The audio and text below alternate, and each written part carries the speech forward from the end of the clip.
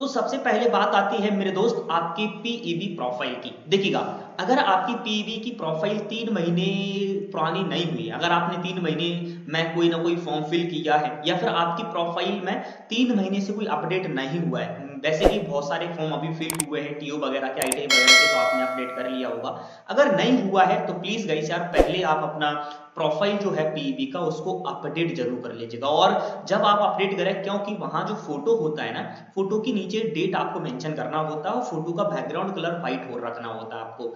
तो जो डेट है ना वो आपकी 3 महीने पुरानी नहीं होना चाहिए। अगर आपका 3 महीने से पहले का आपकी व्यापम की प्रोफाइल में फोटो लगा है तो प्लीज गाइस यार उस प्रोफाइल को अपडेट कर लीजिएगा, वहां फोटो को अपडेट कर दीजिएगा, क्योंकि 3 महीने पुरानी डेट नहीं होना चाहिए, अदरवाइज आपका फॉर्म रिजेक्ट हो सकता है।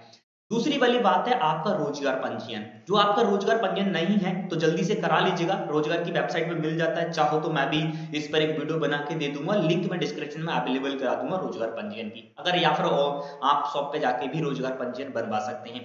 आपका रोजगार पंजीयन मेरे दोस्त वैलिड होना चाहिए, एग्जाम सॉरी जो आपका फॉर्म फिल कर रहा है उस डेट तक आपका वैलिड होना चाहिए, क्योंकि एक बार रोजगार पंजीयन होता है वो 3 साल तक वैलिड होता है।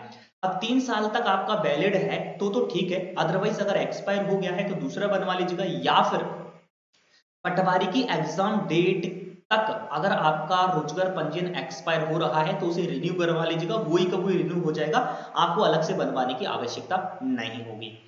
देन उसके बाद यहाँ आती है दोस्त, ये मेजर पॉइंट यही है, प्रोफाइल है, अपडेट है ना, डेट वगैरह जो फोटो वगैरह के यही इन्फॉर्मेशन है मेरे दोस्तों। यदि इस वीडियो को आप यहीं तक देखना चाहते हैं तो आप इस वीडियो को छोड़ के जा सकते हैं, अदरवाइज यदि आप घर से ही फॉर्म फिल करना चाहते हैं पटवारी का तो आप मेरे साथ आगे बढ़कर इस वीडियो में रहकर मेरे बच्चों आप फॉर्म देख सकते हैं कि कैसे फिल कर सकते हैं। मेरे दोस्तों पटवारी की टेस्ट सीरीज हमने लॉन्च करी है, चाहो तो आप इस टेस्ट सीरीज को ज्वाइन कर सकते हो, जिसका ओनली चार्ज है 99 रुपीज। सोचो कि 99 रुपए में आपको ये टेस्ट सीरीज मिल रही है दोस्त। अगर फिर भी आप इस टेस्ट सीरीज में फ्री ऑफ कॉस्ट ज्वाइन करना चाहते हैं, या फिर आप हमारे पटवारी हुआ, group 4 junior judicial assistant, CPCT, इनके कोर्सेज फ्री लेना चाहते हैं तो एक स्कॉलरशिप एग्जाम करा रहे हैं हम, जिसकी लिंक डिस्क्रिप्शन में अवेलेबल है मेरे एप्लीकेशन की, उसको इंस्टॉल करके आप आसानी से इस एग्जाम में अपेयर हो सकते हैं। बहुत जल्द इसकी डेट भी अनाउंस कर दी जाएगी। टाइप करना है पीईबी टाइप करोगे तो इस प्रकार से लिंक आ जाएगा, इस पर आप क्लिक करोगे, यहाँ नीचे आपको दिया जाएगा कि आप हिंदी में चाहते हैं या इंग्लिश में, तो मैं इंग्लिश पर क्लिक कर दूंगा इस प्रकार से।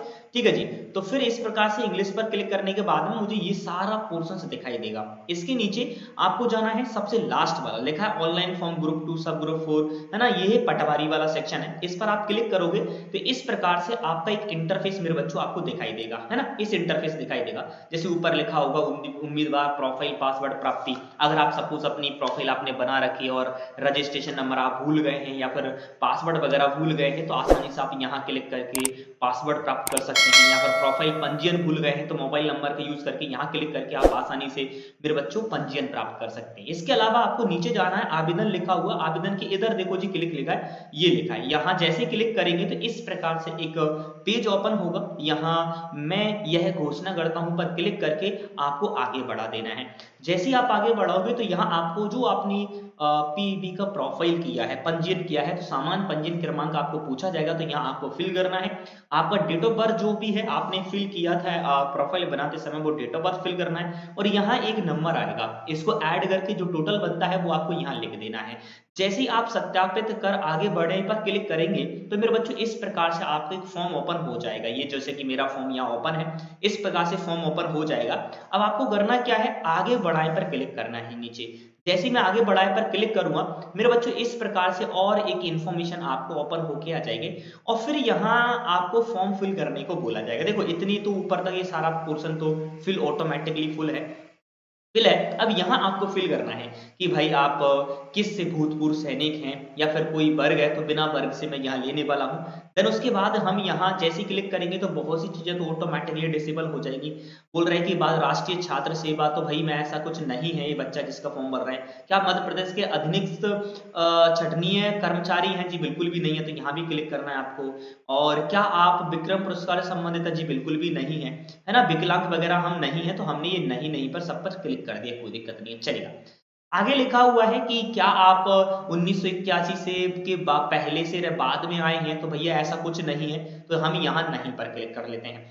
यहाँ सबसे मोस्ट इंपॉर्टेंट पोर्शन ये है कि आपका जो select click here to select preference, ये सिलेक्ट प्रेफरेंस पर जरूर आपको याद रखना है।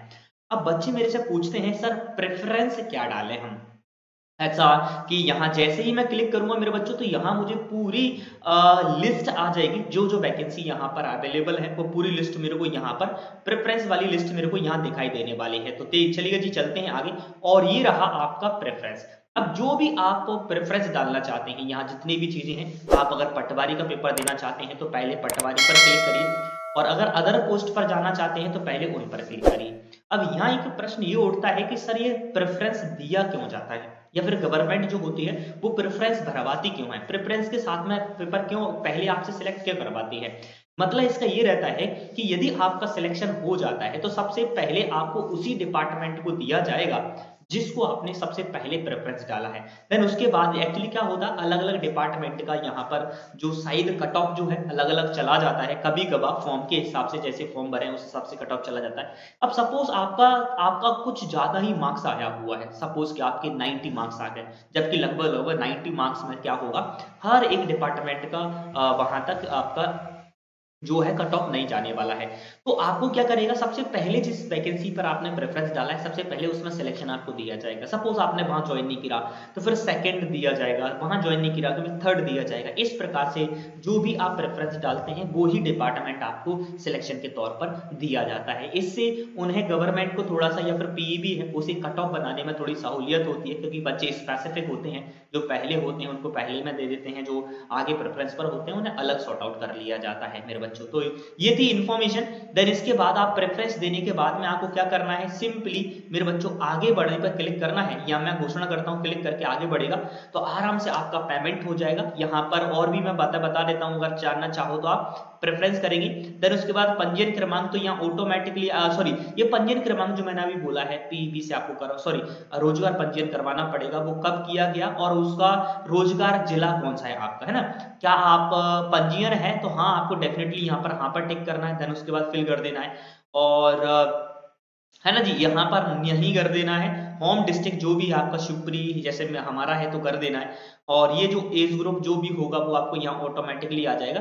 देन आपको यहाँ पर एग्जाम का शहर सेलेक्ट करना है, 4 एग्जाम शहर सेलेक्ट करने हैं जिसको आप प्रायोरिटी दोगे वहीं आपको सेंटर दिया जाएगा। जैसे कि सपोज हम यहाँ ग्वालियर सेलेक्ट कर लेते हैं तो पहले यहाँ पर ग्वालियर आपको सपोज उज्जैन ले लिया, सेकंड हमने यहाँ सपोज भोपाल ले लिया, तो पहले आपको उज्जैन दिया जाएगा। अदरवाइज शायद आपको उज्जैन नहीं मिल पाता है किसी कारणवश तो फिर आपको भोपाल दे दिया जाएगा।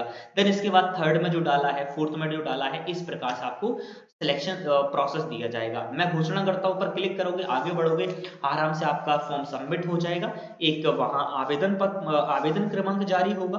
देन उसके बाद आप यूपीआई पर, फोन पे, डेबिट कार्ड जो भी यूज करना चाहते हो, नेट बैंकिंग का यूज करके आप आसानी से मेरे बच्चों पेमेंट कर सकते हैं। ये है बेसिक इन्फॉर्मेशन कैसे आपको फॉर्म फिल करना है। आशा करता हूँ इससे आपको हेल्प मिला होगा। गाइस अगर ये वीडियो अच्छा लगा है तो सब लोगों के साथ जरूर शेयर करिएगा ताकि बच्चे यहाँ पर फॉर्म फिल कर सकें। मिलता आपका भाई इसी प्रकार की नॉलेजेबल वीडियो में, तब तक के लिए मेरे दोस्तों नमस्कार।